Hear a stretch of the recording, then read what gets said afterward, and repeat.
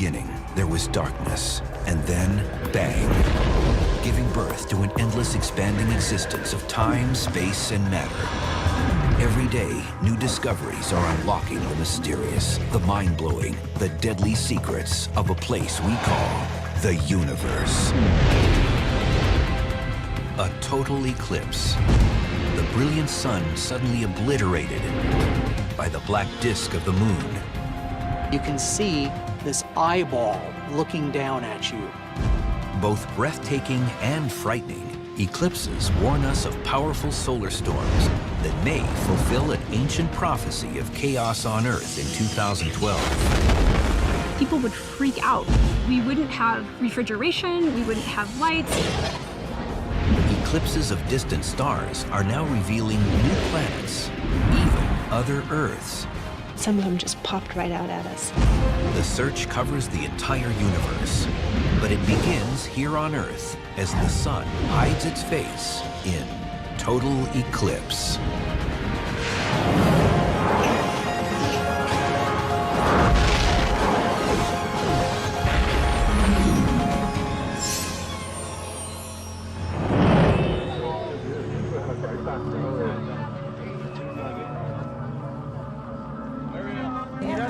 It's a spectacle in the sky that has enthralled human beings for thousands of years.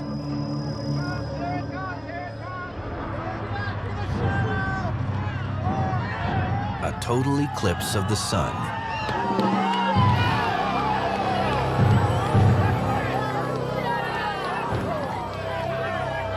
Few people who see one will ever forget it.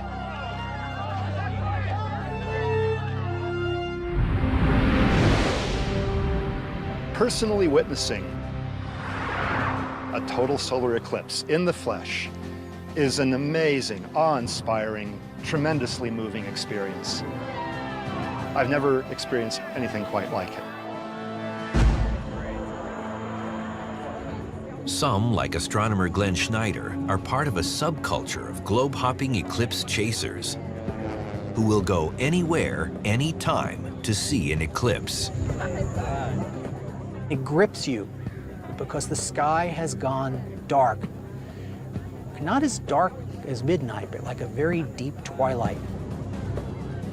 And you can see this eyeball looking down at you. The black disk where the sun was is the silhouette of the moon. It's an experience that you can't believe it was only a minute or 2 minutes. It seems to have lasted a lifetime, and also just an instant.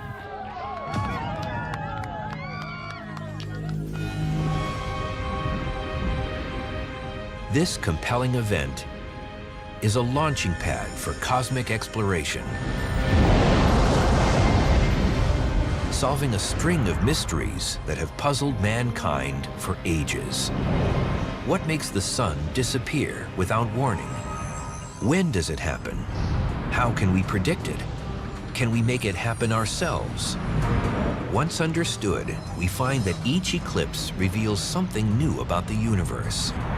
Even now, we're finding our newest eclipses around distant stars, revealing extrasolar planets, some perhaps twins to the Earth, with the potential for life.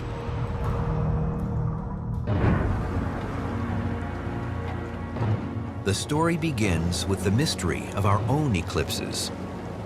A sun suddenly vanishing in broad daylight. Visible since before recorded history, the ancients regarded eclipses with wonder and fear. The ancient people didn't understand physically what was going on during a solar eclipse.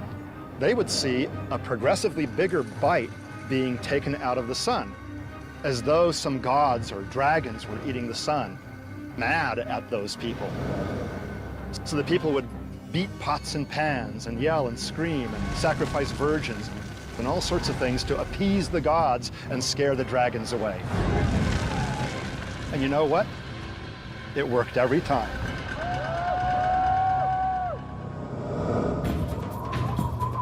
Through thousands of years, patiently watching the movements of the sun and moon in the sky, ancient astronomers realized eclipses happen when the moon passed directly in front of the sun.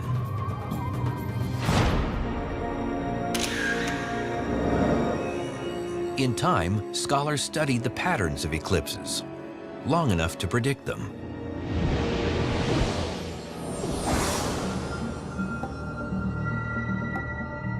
The Babylonians discovered what's called the Saros cycle, more than 22 centuries ago. The Saros cycle is a cycle of eclipses that repeat every 223 months, roughly every 18 years, and they're very similar to one another. The Greeks were aware of the Babylonian discovery.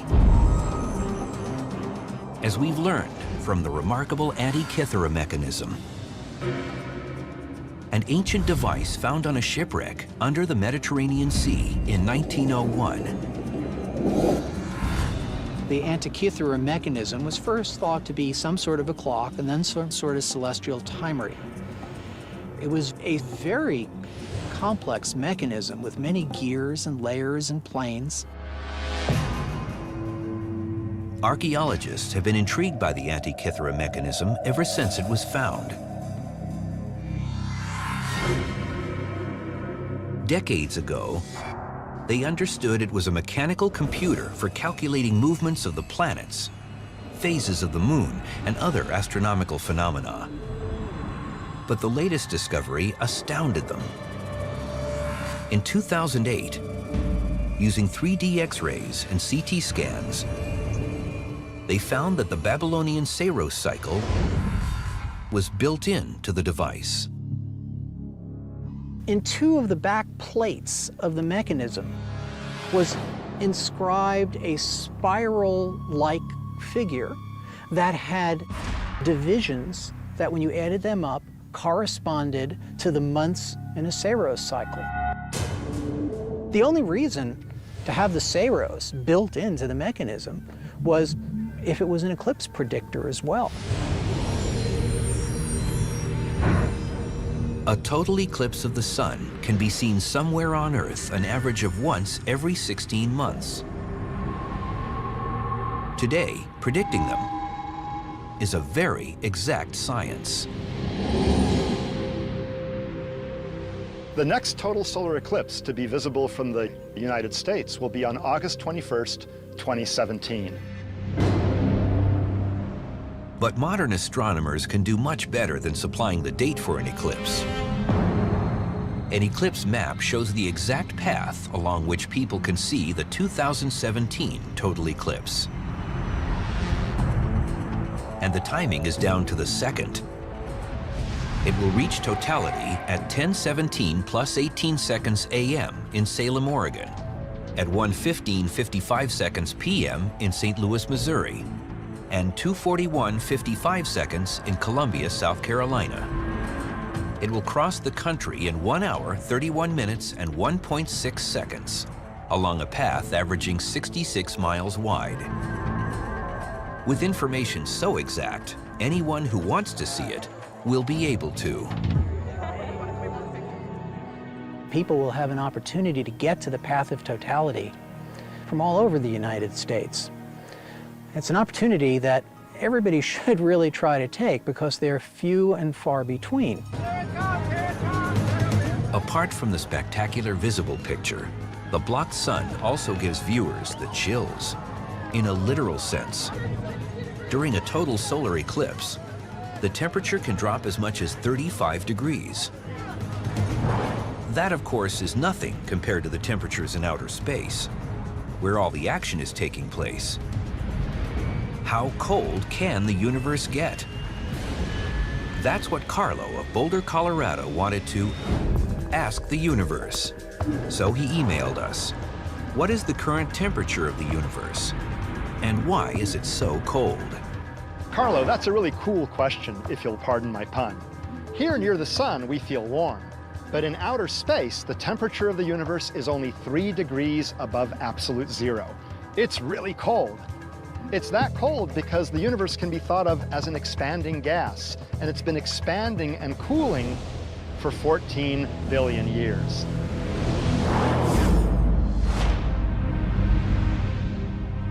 The reason total eclipses are few and far between is the result of a delicate astronomical interplay. It depends on a moon that's an average of about 240,000 miles away and 1/4 the diameter of the Earth. To demonstrate just how difficult it is to get two objects to align just right to create an eclipse, I'm going to use this ping pong ball representing the Earth and this very small marble representing the moon. This is so small that I have to hold it in tweezers for you to be able to see. Now, the Earth and the moon are located about this far apart in space, and it makes it very difficult for them to align just right with the sun to create an eclipse, as I'm going to demonstrate. It's very difficult to get these to align just right for an eclipse to occur. But once I do, I can see a fuzzy shadow on this ping pong ball that looks very much like the beautiful photographs of solar eclipses from space.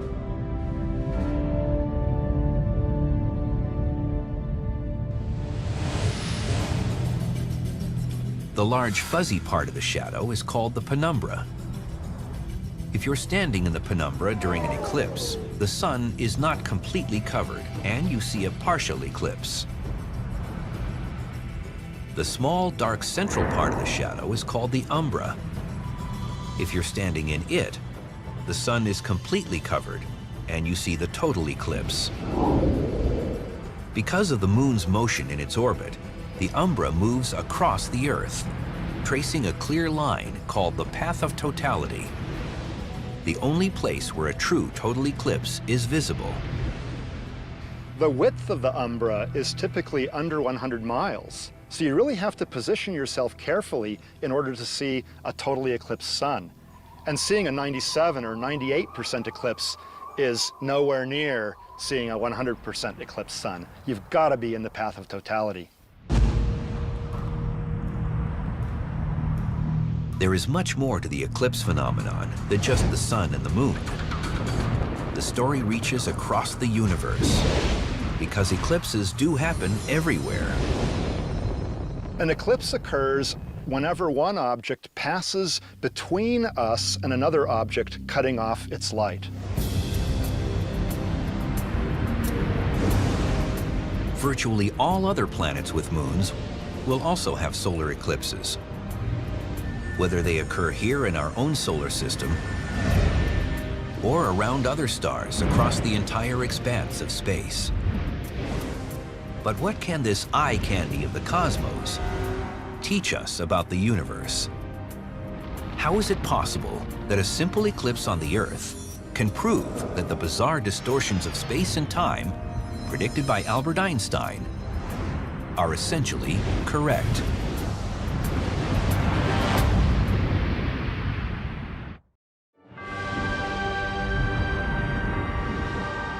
Our search for total eclipses begins with what we witness from the Earth. In space, satellites use eclipses of our sun to watch for disasters like the fabled solar storms of 2012. But farther out in the cosmos, our explorations reveal that there are eclipses everywhere. Many of them keys to unlocking secrets of the universe. In the solar system, the only planets without eclipses are Mercury and Venus, because they have no moons. Currently, there's about 170 known moons orbiting planets in our solar system. Now, that number keeps on growing. Saturn and Jupiter each have at least 60 known moons, but as we get better and better data, additional small moons are being found. So I think there are hundreds of moons in the solar system. In most cases, the moons are too small to block the full disk of the sun. Mars is a good example. Taken from the surface by the Opportunity rover, these NASA photos show the Martian moon Phobos as it moves across the sun. It turns out that the eclipses we see here on Earth are like no others. In order to get the kind of eclipse that we have here on Earth, where it's a total eclipse, but the moon just fits over the sun so that you can see the corona and how dramatic that is, requires a remarkable alignment of size and distance. It amounts to a coincidence of cosmic proportions. The sun is about 400 times bigger than the moon. But the sun also happens to be about 400 times farther away from the Earth than the moon. What that means is that both the sun and the moon appear to be almost exactly the same size in the sky. Their sizes in the sky are crucial for eclipses. Suppose this ball represents the sun and the small red ball represents the moon. To get a total solar eclipse, they have to be perfectly lined up with each other and with the Earth. Now in this case, the moon is too far from the Earth, so it looks too small to fully cover the sun's disk. But as I bring the moon closer to the Earth, the moon looks bigger and bigger. Now eventually, the moon is close enough to the Earth that it perfectly covers the sun's disk. That's a perfect total solar eclipse. What are the chances that this remarkable alignment would happen on a planet at just the time in its history when an intelligent species has evolved to witness and wonder about the results? It's interesting to speculate whether any other intelligent beings in our Milky Way galaxy experience such beautiful, perfect, total solar eclipses. It's really quite possible that we may be the only intelligent species in the entire universe that has this kind of alignment because it is so specific. And while ancient humans once dreaded solar eclipses for hiding the sun, another kind of eclipse helped to answer what was once a fundamental question. Is the Earth flat or is it round? The puzzle was solved when the Earth and Moon went into a celestial role reversal. The result was a lunar eclipse. By watching the shadow of the Earth pass across the Moon, the ancients were able to actually see that the shadow was curved. Therefore, they were able to infer that since the shadow is curved, the Earth itself must also be spherical. The curvature is prominent when only part of the Earth's shadow passes across the Moon. But when the Moon is entirely shadowed by the Earth, the lunar eclipse is total. A total lunar eclipse occurs when the moon passes within the shadow cast by the Earth. So the moon is completely in the shadow of the Earth. Everyone from the dark side of the Earth can see the totally eclipsed moon. That means a vast population can see a lunar eclipse, whereas only a small number of people can see a total solar eclipse. Lunar eclipses also helped scientists learn about the scattering of light. In a total lunar eclipse, the moon turns red-orange. It is in the Earth's shadow, but some light from the sun scatters through the atmosphere. The light, passing through a great distance of atmosphere, turns red, just as it does on Earth when the sun is on the horizon. The light travels through its greatest thickness of atmosphere and creates a red sunrise or sunset. In fact, every kind of eclipse has much to teach us about the science of the universe. In the early 20th century, one solar eclipse, witnessed at the White House by President Coolidge, gave us the first confirmation of a prediction made by a young scientist named Albert Einstein. In 1919, the astronomer Arthur Eddington went to the location of a total solar eclipse to test a prediction of Einstein's general theory of relativity. In 1915, Einstein published his prediction that gravity causes space to curve, and the light from stars would bend following that curve. So if there were a star close to the sun in the sky, its light would be bent by the sun's gravity, The only way to test Einstein's prediction was during an eclipse, when the sun was darkened and the nearby stars were visible. Eddington knew the accurate position of a star that should have been blocked by the sun. But if the sun's gravity bent the star's light, as Einstein said, it would be seen as if it were in a different position altogether. Eddington measured that. He saw that, thus confirming for the first time a prediction of Einstein's general theory of relativity. But the greatest scientific benefit of total solar eclipses is the view they give us of the sun's corona, which is otherwise invisible to us. Without the occurrence of total solar eclipses, it's really questionable today whether we would actually even know that the sun had a corona, an outer, hot, tenuous atmosphere. The solar disk is 1,000,000 times brighter than the surrounding corona. And so if you don't block that out, you can't visibly see the corona. For us to be able to observe the corona is important because otherwise we wouldn't know that this layer of the solar atmosphere extends out into space. And in fact, we're embedded here on Earth in the solar atmosphere and the extended solar corona. For more than 3 centuries after the invention of the telescope, astronomers rushed to far-flung locations all over the world just to spend a few minutes observing, studying, and analyzing the mysterious corona. And it stayed that way until the technological leap that gave mankind the power to make its own eclipses.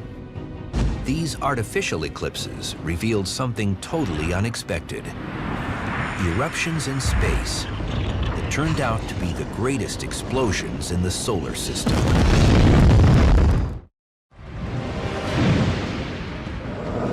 Eclipses of every kind have proven to be keys to unlocking many of the secrets scattered across the universe.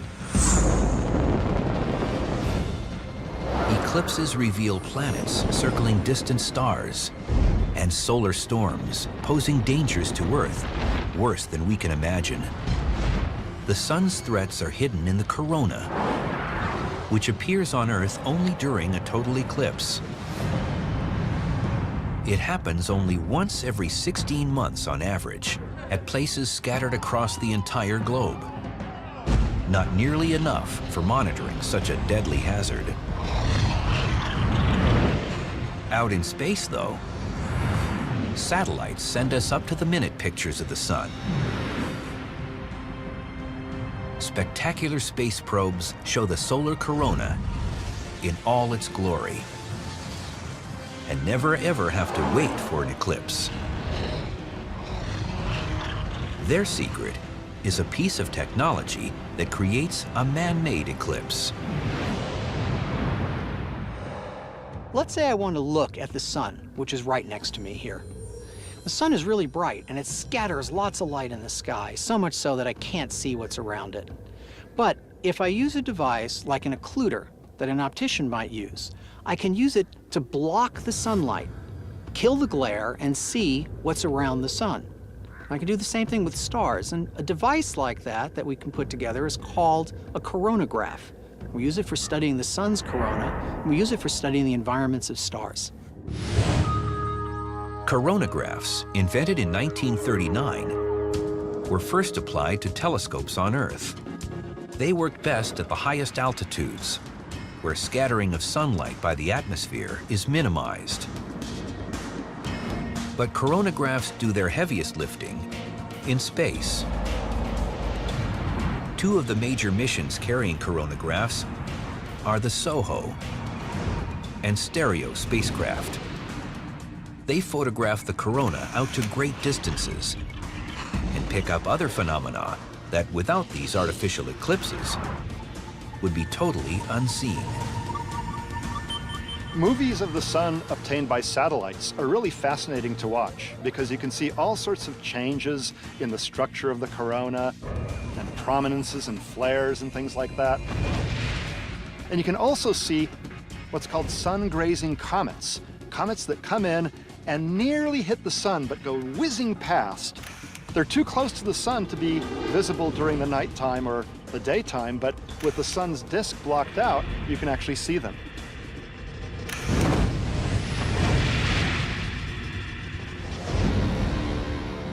In 1971, a NASA satellite equipped with a coronagraph snapped these shots of something completely unknown. The grainy pictures revealed an explosion in the corona no one had ever seen before. In 1971, it was discovered with a coronagraph on a satellite that the sun sometimes undergoes what's called coronal mass ejections. Incredibly powerful explosions, like billions of nuclear bombs going off, that eject high-speed charged particles from the sun. The solar particles speed toward the Earth, where they cause the beautiful auroras, usually seen near the poles. But they can also seriously damage satellites, communications, and power grids. Coronal mass ejections, or CMEs, happen in the corona and are often linked to solar flares, which happen on the sun's surface. These are currently the most powerful explosions known in the solar system, approaching the power of 1 billion hydrogen bombs.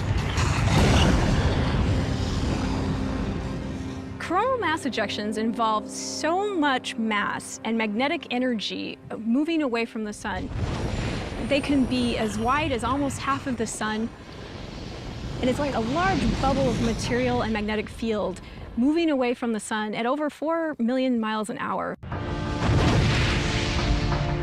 The amount of solar material ejected is huge. During a CME, mass equivalent to 200,000 World War II battleships is thrown out into space. 220 billion pounds of matter.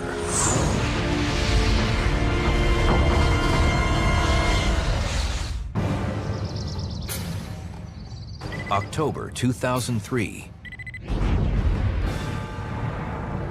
A powerful series of CMEs erupts in the solar corona. One of the most intense in recent memory. It generates auroras seen as far south as Florida. It causes at least one power blackout on Earth and affects more than half of NASA's space missions. The SOHO solar satellite is briefly disabled, but records dramatic pictures of the event.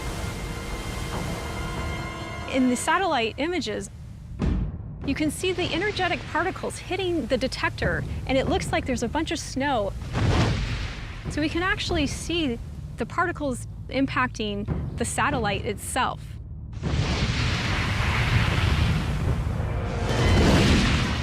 But there may be more danger in these solar storms than we suspect. We don't yet know how often the big ones happen. But the latest research tells us the worst-case scenario could smash the Earth with a solar wind whose effects could kill millions.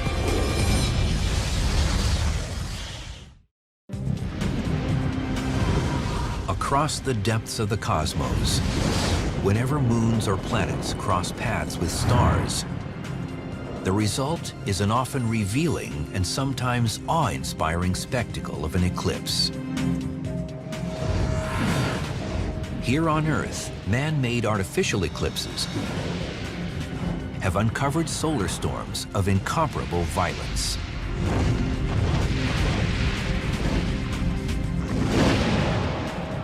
It is critical that we watch for coronal mass ejections, massive solar outbursts discovered using coronagraphs blocking out the disk of the sun.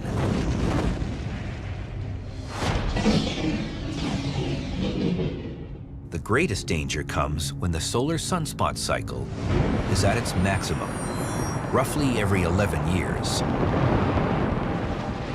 During the maximum of solar activities, there might be 2 or 3 coronal mass ejections per day, whereas during a minimum in the cycle, there might be only 1 per week. scientists are on the lookout for the next solar maximum, which some believed would come in 2012. That happens to be the year the Mayan calendar comes to an end, which has given rise to widespread speculation about a global disaster in that year.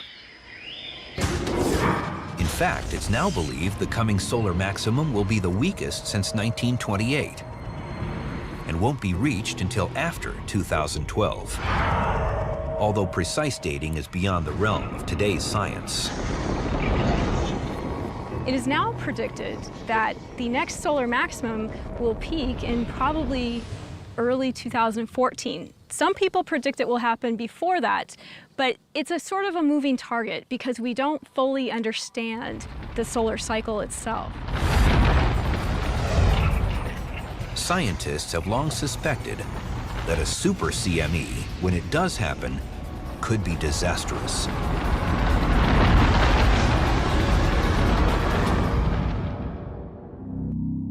The last such event to target the Earth happened in 1859, disrupting telegraph service and creating auroras visible down to the equator. An event like that today would mean power outages on a scale we've never experienced.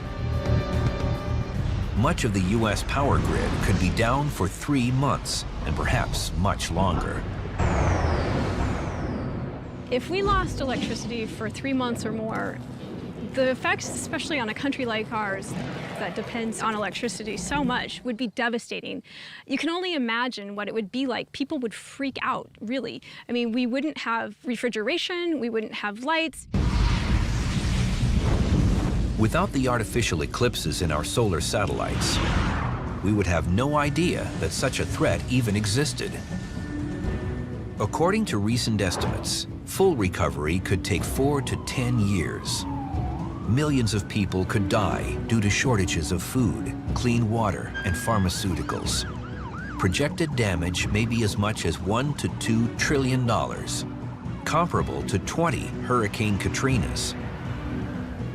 A super CME struck the Earth 150 years ago, but scientists disagree on when the next one could come.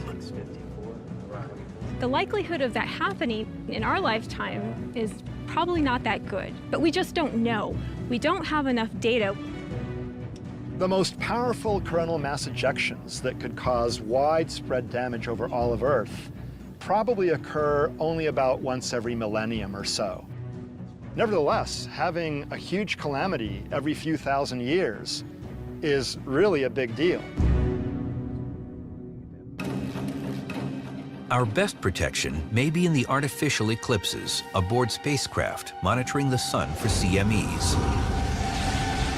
If improved warning systems are put into place, we may have enough time to shut down the electric grid to prevent it from burning out, dodging the deadly bullet otherwise aimed straight for us.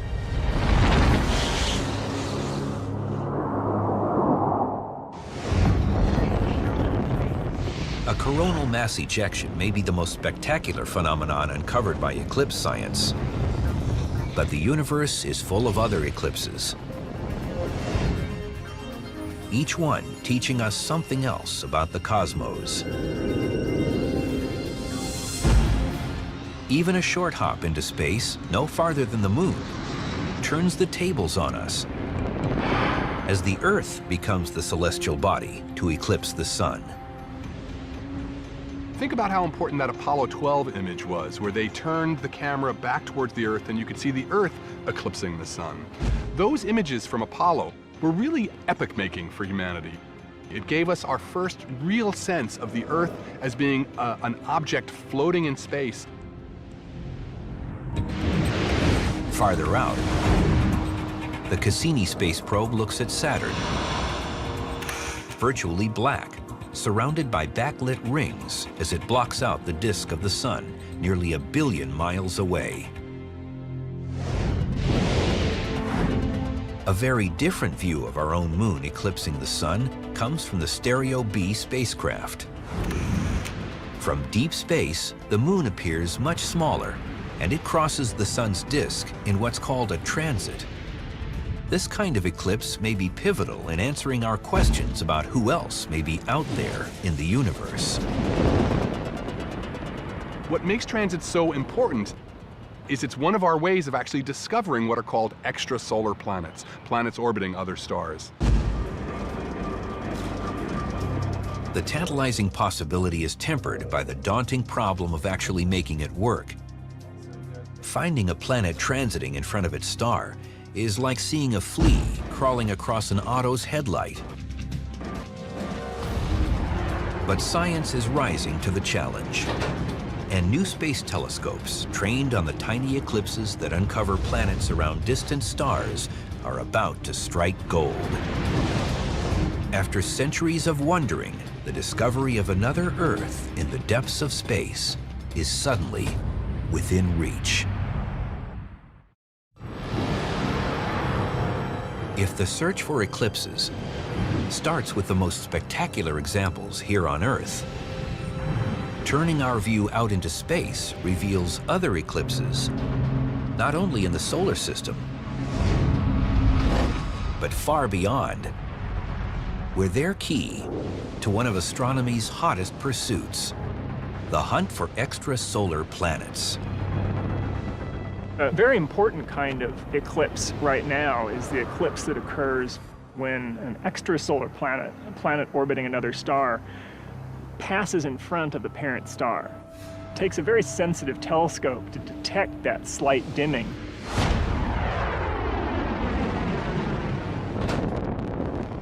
The most famous telescope project right now is the Kepler Space Telescope that is out there in space looking at over 100,000 sun-like stars and watching over a period of years for the transits of actually Earth-like, Earth-sized planets going in front of those stars. It'd be great if we could find planets orbiting other stars by simply pointing a telescope up into the sky and taking a picture of one. But that's really tough. One of the reasons that that's really tough is because the stars are about 10 million to 10 billion times brighter than the planets that orbit them. And I can demonstrate that really easily with this searchlight. When I turn it on, you see that I become completely lost in the glare of this light, just as a planet is lost in the glare of the star that it orbits. Kepler's job is to measure the brightnesses of stars, just like we can do with this light meter and our simulated star, the searchlight. This is how eclipses figure into the mission. The light meter's needle dips when something passes in front of the searchlight, creating an eclipse. Kepler does the same thing, but is so sensitive it can detect a dip of 20 parts per million.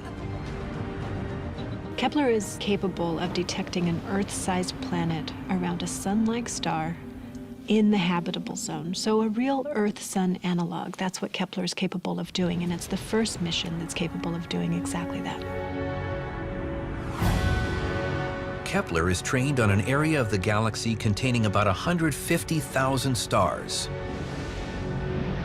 And it monitors every one of them constantly, measuring each star's brightness every 30 minutes, hoping to detect those minute eclipses caused by planets around some of them.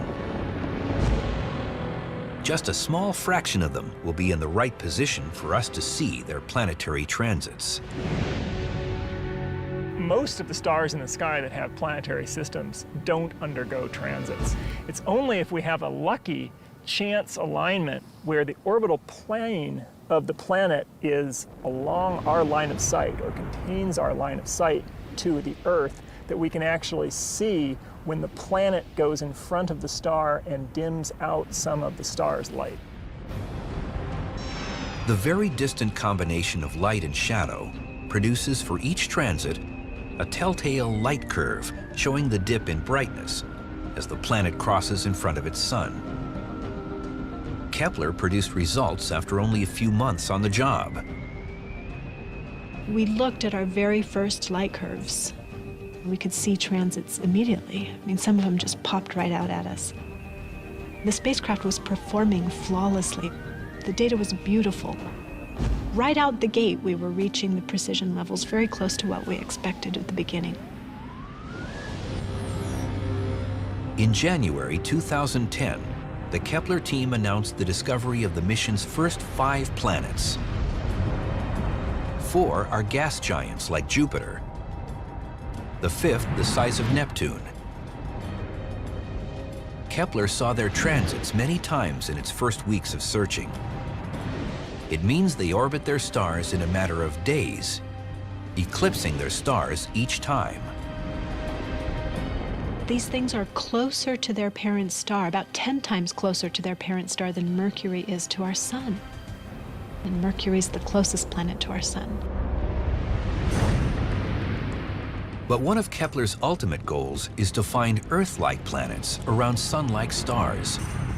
And that takes longer, since they will orbit on timescales like our own, once a year.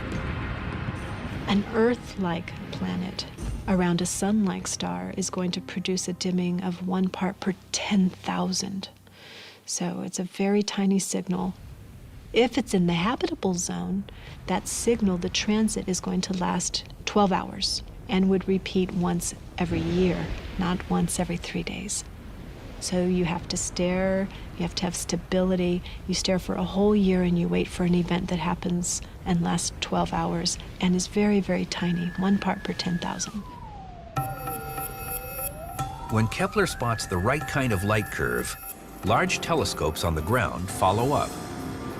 They take additional measurements to be sure the eclipses are caused by planets.